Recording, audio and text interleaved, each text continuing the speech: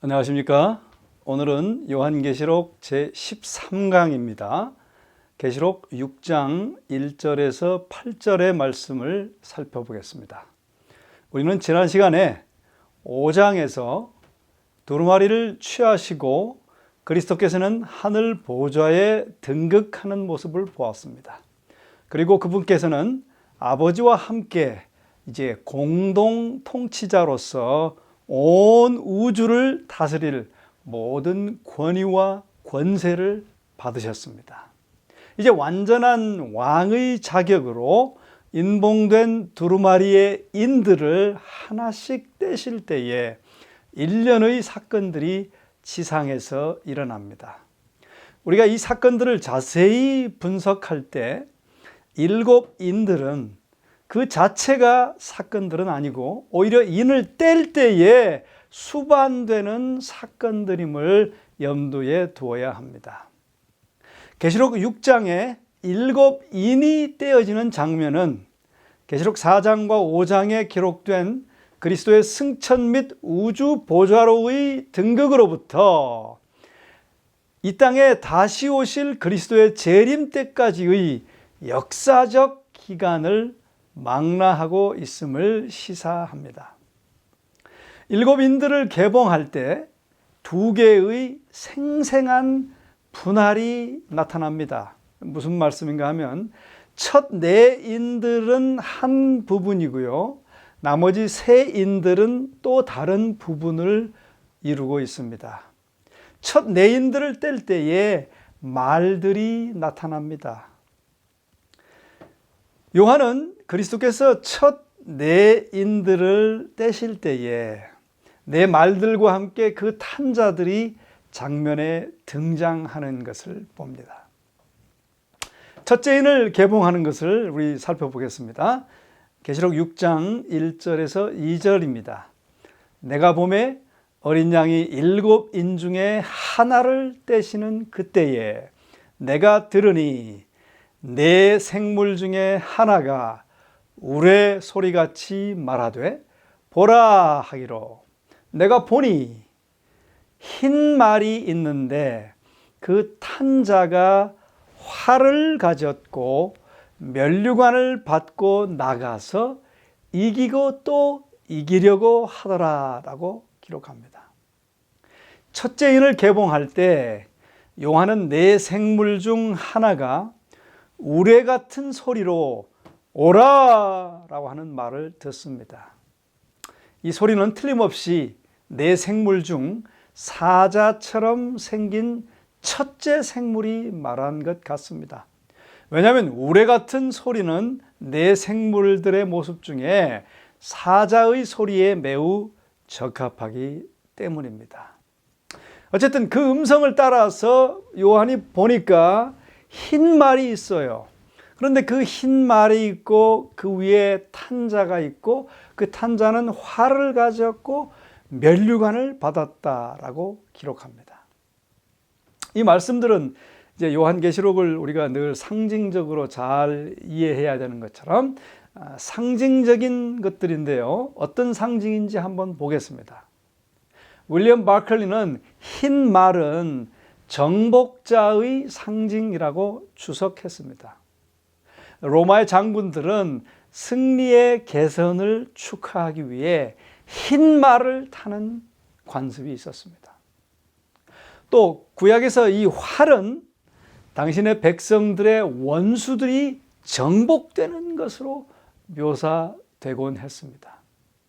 또 폴린 박사는 흰 말을 탄 자는 교회의 복음 전파를 통해서 그리스도의 왕국이 점차적으로 세계를 정복해 나가는 것을 상징한다라고 말했습니다.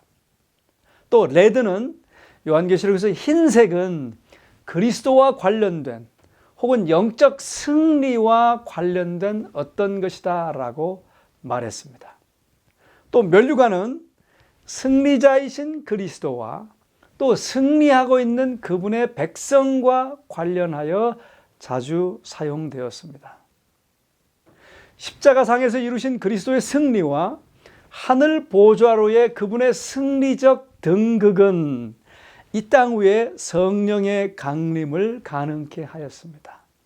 그 오순절의 성령 강림과 함께 복음의 선포가 추진되었는데요. 그렇게 선포된 복음은, 즉 복음을 선포하는 그리스도교는 이기고 또 이기었던 것입니다. 이 흰말 탄자의 시기는 역사적으로 7교회 중 에베소 교회의 시기입니다. 이기고 또 이기었다는 것은 1세기의 복음이, 즉 순수한 복음을 전하는 교회가 이김을 상징합니다. 즉 그 시기는 교회와 복음의 승리의 시대를 상징하고 있는 것입니다. 또 둘째인을 개봉합니다. 6장 3절부터 4절까지예요. 둘째인을 떼실 때에 내가 들으니 둘째 생물이 말하되 오라 하더니 이에 붉은 다른 말이 나오더라. 그 탄자가 허락을 받아 땅에서 화평을 제하여 버리며 서로 죽이게 하고 또 큰 칼을 받았더라 라고 기록합니다. 여기서 둘째인을 뗄 때 요한은 둘째 생물이 불같이 붉은 말을 보라는 소리를 듣습니다. 근데 이 붉은 말을 탄 자는 허락을 받아서 땅에서 화평을 제하여 버리며 서로 죽이게 하고 또 큰 칼을 받았다라고 기록합니다. 여러분, 제가 아까 말씀드린 것처럼 첫째 말을 탄 자는 그리스도의 복음을 전하는 교회의 정복과 세상에 대한 그것의 승리적 전파를 묘사하고 있다라고 말씀드렸습니다. 그렇게 복음이 전파될 때 복음을 받아들인 자는 큰 축복을 경험하게 되어 있습니다. 복음을 통하여 은혜와 화평을 받는 것이죠. 이 화평은 복음을 통해 예수님과의 관계를 가진 결과로서 오는 완전한 평화입니다. 그런데 반면에 복음 기별을 거절하는 것은 화평을 얻지 못하게 됩니다. 즉 화평을 잃어버리게 되는 것이죠. 이사야 57장 21절에는 악인에게는 화평이 없다라고 말합니다. 여기서 악인은 복음을 거절하는 자들이지 않습니까? 그렇게 복음을 거절하는 자들에게는 평강이 없다는 것이에요. 복음이 전파되는 것을 거절할 때 사람들은 복음이 가져다주는 평강을 얻지 못하고 잃어버리는 것입니다. 그것을 여기 4절에서 화평을 제하여 버린 것으로 표현하고 있는 것입니다. 그리고 그리스도는 죄인들을 하나님과 화평하게 하려고 왔지만 어쩔 수 없이 화평의 제의를 거절하는 모든 자와 불화하고 분리되게 됩니다. 그리고 분리된 다른 쪽에서는 핍박을 가하게 되는 것이죠. 둘째 말은 첫째 말을 뒤따릅니다. 그 뜻은 언제든지 교회가 복음을 전파하면 핍박, 붉은 말, 핍박이 뒤따른다는 것을 의미합니다. 여기서 서로 죽이게 하고의 헬라어 스파조는 살해하다, 살육하다의 뜻인데요. 전쟁터에서의 죽음에 대한 전형적인 용어는 아닙니다. 오히려 그것은 일반적으로 그리스도의 죽음과 복음 증거로 인한 그분의 성도들의 죽음과 관련하여 사용되고 있습니다. 즉 그 뜻은 복음이 전파될 때 받아들이는 자에게는 화평이 있지만 복음을 거절하는 자는 화평을 잃고 그렇게 두 부류로 나뉘게 되고 그리고 다른 쪽에서는 복음을 전파되는 자들을 박해하고 죽이게 되는 것을 의미합니다. 이렇게 붉은 말은 복음이 전파되므로 교회에 핍박과 피 흘림이 있고 사람들이 분리될 것을 강력히 암시하고 있는 것입니다. 역사적으로 이 붉은 말의 시기는 AD 100년에서 313년 사이의 기간으로 볼 수 있습니다. 이 시대 동안 로마의 여러 황제들은 기독교회를 멸절시키기 위하여 수많은 핍박으로 기독교인들을 무참히 잡아 죽임으로 투쟁과 유혈의 시대가 되었습니다. 이런 핍박으로 인해 교회도 세속화되어 가고 교회 안에서 직분과 세력과 권력의 다툼이 일어나서 분리되기 시작하였던 것입니다. 그래서 이 붉은 말의 시기는 핍박의 시대이고 분리의 시대이기도 한 것이에요. 셋째 인을 개봉합니다. 6장 5절과 6절이에요. 셋째 인을 떼실 때에 내가 들으니 셋째 생물이 말하되 오라 하기로 내가 보니 이번에는 검은 말이 나오는데 그 탄자가 손에 저울을 가졌더라. 내가 내 생물 사이로서 나는 듯하는 음성을 들으니 가로되 한 데나리온에 밀 한 되요 한 데나리온에 보리 석대로다. 또 감람류와 포도주는 해치 말라 하더라 라고 기록합니다. 셋째 인을 뗄 때 요한은 검은 말을 보라는 세 번째 생물의 소리를 듣습니다. 근데 그 말을 탄 자는 그 손에 저울을 들고 있어요. 여기서 이 저울의 의미는 무엇일까요? 이 저울의 의미는 식량이 부족한 것을 상징합니다. 즉 셋째 인을 뗄 때 나타난 검은 말의 장면은 기근 상태를 묘사합니다. 내생물 중간에서 나온 음성은 아버지나 그리스도 자신의 음성일 것입니다. 어쨌든 그 음성은 이렇게 말합니다. 한 데나리온에 밀 한 되요 한 데나리온에 보리 석대로다 라고 말하는데 그 말은 엄청난 기근의 상태를 상징하고 있어요. 어떻게 알 수 있는가 하면 1세기에 한 데나리온은 보통 노동자의 하루 품삯이었습니다. 그 돈을 가지면 밀 8대에서 16대를 살 수 있었어요. 보리는 밀보다 더 싼 곡물이었으므로 그것의 3배에서 4배를 살 수 있었습니다. 그런데 여기서 한 데나리온으로 밀 한 대, 보리 석대라는 말은 심각한 기근을 예증하는 것입니다. 뭐를 예증하고 뭘 상징하는가 하면 역사적으로 이 셋째인의 검은 말의 시대는 AD 313년에서 538년의 타협의 시대인 것을 우리는 알 수 있는데요. 이 검은색은요, 죄악적인 세력을 나타내는 색깔입니다. 즉 셋째인은 교회가 세상 정부와 타협한 중세 초기 교회를 상징하는 것입니다. 교회가 이교적 제도와 사상을 받아들이고 그러므로 인하여 하나님의 말씀에 대한 심각한 영적인 기근을 맞이하였습니다. 그런데 불행 중 다행으로 셋째인을 뗄 때의 기근으로 인한 재앙의 고통은 한정적이고 부분적이었어요. 어떻게 아는가 하면 기근을 상징하는 말 한 데나리온에 밀 한 대요 한 데나리온에 보리 석대라고 기근을 상징하는 말을 한 후에 감람류와 포도주는 해치 말라라고 기록하고 있기 때문입니다. 팔레스타인에서 곡식과 포도주와 기름은 3대 주 곡물이었습니다.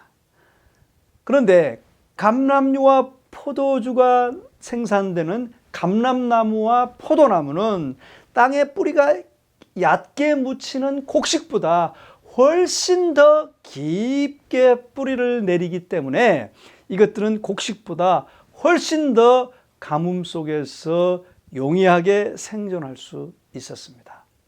그럼 무슨 뜻인가 하면 여기서 포도주는 예수 그리스도 안에 있는 은혜로운 구원을 상징하며 기름은 성령을 상징합니다.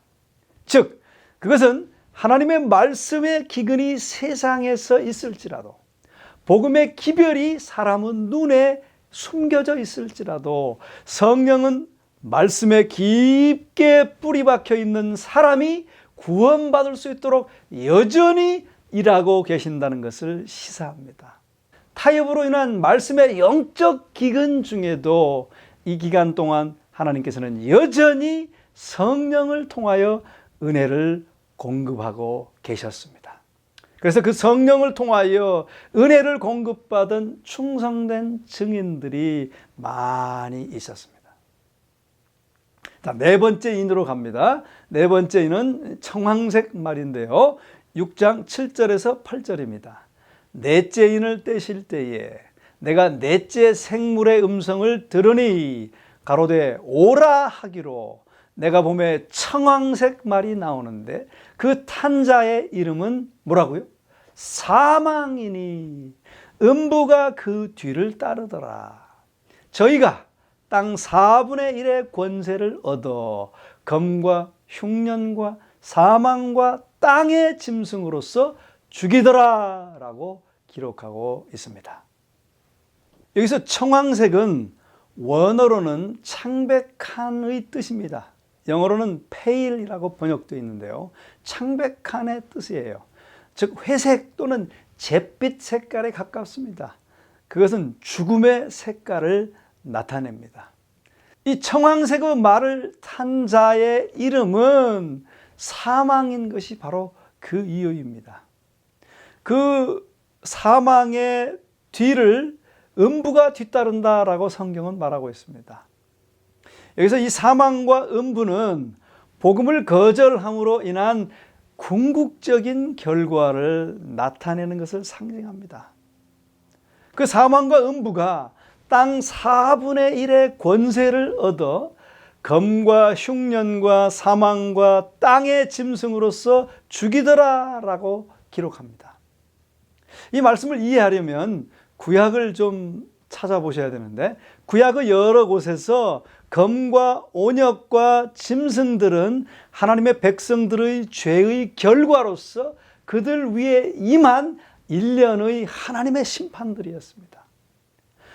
예를 들면 하나님께서는 모세를 통해 이스라엘에게 그분에 대한 그들의 불성실과 그분과의 언약에 대한 그들의 불순종으로 인해 그들에게 보내질 형벌들을 말씀해 주셨어요.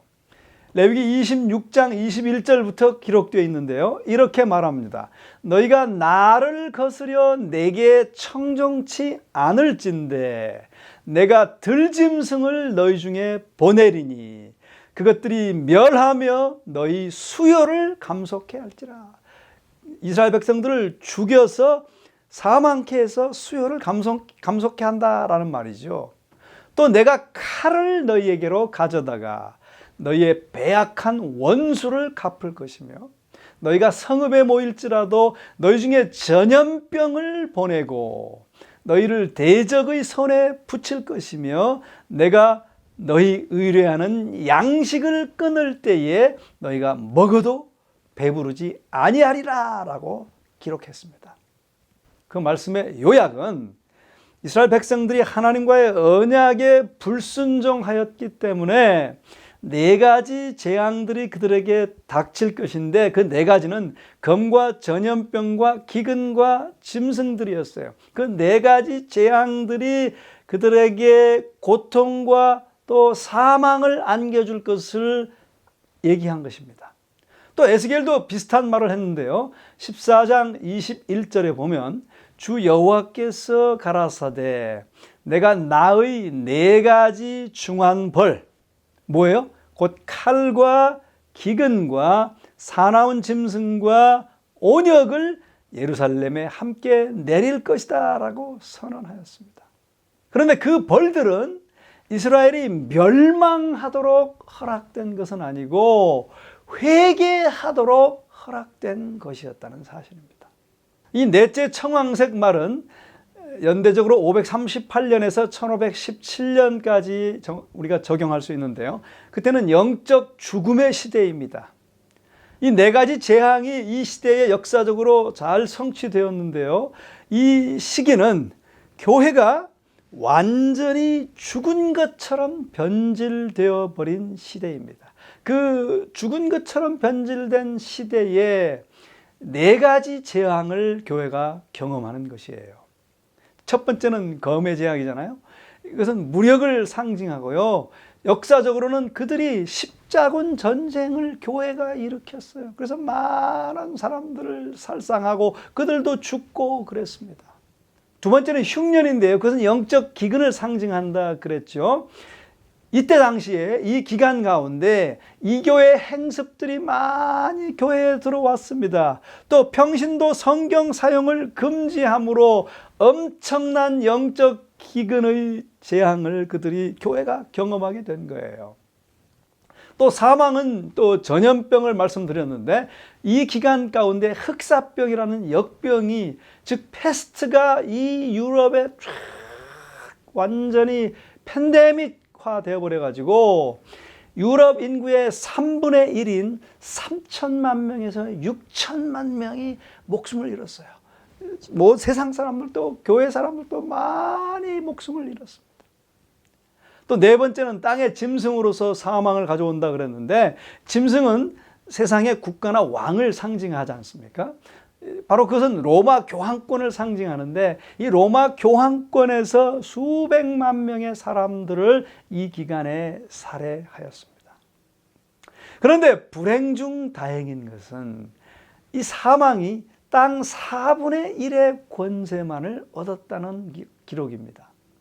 4분의 1의 권세를 얻었다는 사실은 사망과 음부가 궁극적인 권세를 가지고 있지 않음을 시사합니다. 그 궁극적인 권세는 누가 가지고 있어요? 사망과 음부는 그리스도의 궁극적인 통제하에 있다라고 하는 것입니다. 이는 우리에게 희망을 주는 것이에요. 이 재앙들이 두렵고 또 아무리 두려운 것일지라도 그 자체가 목적은 아니라는 것입니다. 구약의 배경적 본문들이 암시하듯이 이 재앙들은 하나님의 백성을 일깨워서 회개를 일으키기 위하여 허락된 것입니다. 모든 것은 그리스도께서 통제하십니다.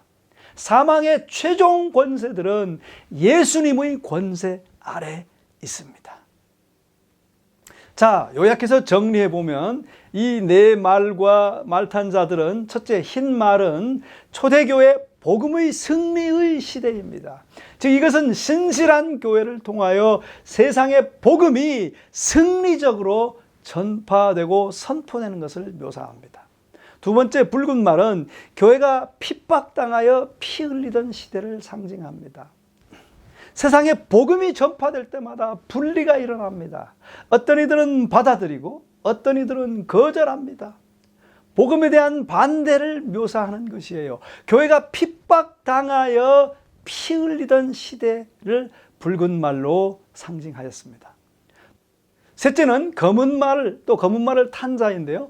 교회가 타협으로 쇠퇴하여서 진리의 기근이 있었던 시대입니다.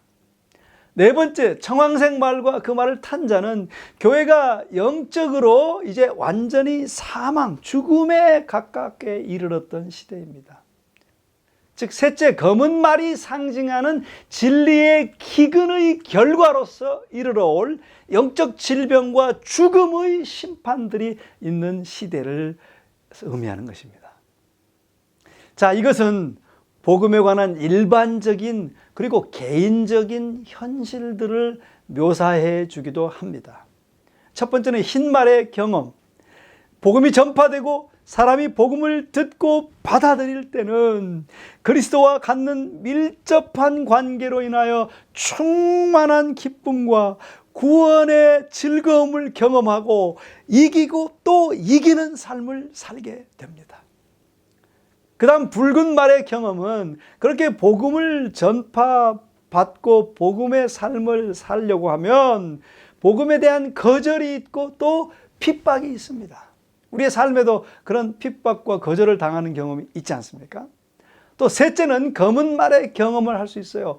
복음을 거절하는 사람은 언제나 진리의 기근 가운데 허우적거리게 돼 있습니다. 그리고 그 결과로서 청황색 말의 경험을 하는데, 복음을 거절하고 진리를 거절하여 영적인 기근 가운데 있으면 재앙과 고통을 겪으면서 결국에는 영적 사망으로 이끌리는 결과를 낳게 되는 것입니다. 여러분, 이 흰말, 백마와 그 탄자, 복음은 아직도 주행하고 사람들을 향하여 가고 있습니다. 사실 이 흰말은 이전에 그 어느 때보다도 더 많은 곳에서 더 많은 심령들을 정복하며 이기고 또 이기고 있습니다. 그 흰말과 탄자가, 복음이 여러분들에게 달려오거든 그 복음을, 그 진리를 기꺼이 마음을 활짝 열고 받아들이고 그 복음과 진리이신 그분을 모셔드리시게 되기를 간절히 호소합니다. 그렇게 되면 이기고 또 이기는 축복의 삶을 살 수 있어요. 여러분 모두가 그렇게 살게 되기를 간절히 바랍니다. 그렇게 받아들이지 않으면 검은 말처럼 세상과 타협하게 되고, 청황새그 말처럼 검과 흉년과 땅의 짐승들로 인해 고통을 겪다가 결국은 사망에 이르게 될 것입니다. 사랑하시는 우리 성도님들이시여, 우리 모두는 흰말과 그 탄자의 경험들을 우리 모두의 삶에서 매일 매순간 충만히 경험하게 되시기를 주의 이름으로 간절히 축원합니다. 복음에 대한 순전한 믿음은 곧 생명이요, 산 믿음은 힘과 신뢰를 더욱 증가시키고, 이러한 산 믿음을 가진 영혼은 승리자가 된다라고 영감의 글은 우리에게 약속해 주고 있습니다. 사랑하시는 우리 성도 여러분들이시여, 여러분 이 복음을, 흰말의 경험을 하게 되심으로 생명을 늘 경험하게 되시고 또 힘이 더욱 증가되는 삶이 되시고, 그러므로 승리하시는 어떤 역경과 어떤 곤란과 환난 중에서도 우리 모두가 다 승리하는 여러분과 제가 되기를 주의 이름으로 간절히 축원하면서 말씀을 마치겠습니다. 기도하시겠습니다.